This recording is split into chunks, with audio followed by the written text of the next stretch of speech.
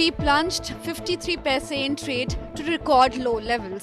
The stock markets deepened their losses for a fourth straight day, and gold prices touched a new high as a safe haven investment.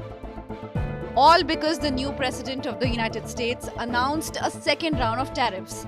On board the Air Force One to the Super Bowl on Sunday, the US president said he would slap a flat 25% import duty on all steel and aluminium imports into the US and tit-for-tat tariffs on nations which had import duties on American goods. Probably Tuesday or Wednesday at a news conference, reciprocal tariffs, and very simply, it's if they charge us, we charge them. That's all. When is it going to affect, sir? Almost immediately. But I'll be announcing the details of it, highly detailed, and it'll be great for everybody, including the other countries. But if they are charging us 130% and we're charging them nothing, it's not going to stay that way.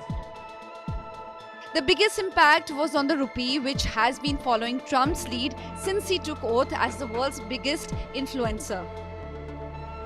The rupee was at 86.57 to a dollar on the day Trump took oath. By 31st January, it had not moved much, just 4 paise. On 3rd February, he announced that he won't just stop at tariffs against Canada, Mexico and China, and the rupee plunged 68 paise. Today, Trump announced his second set of tariffs, plunging the rupee another 53 paise in trade, just shy of the 88 rupee per dollar level.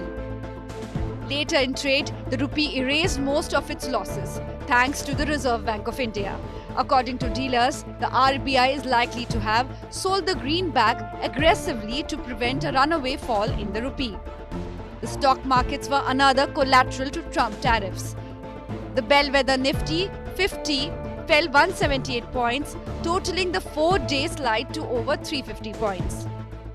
The only golden lining in the financial markets was the yellow metal, which touched 85,200 rupees per 10 grams in the spot market in Delhi, its highest level ever. The Trump effect has in fact pushed gold price up an astonishing 9,000 rupees in 2025 alone. Bureau Report, Business Today Television.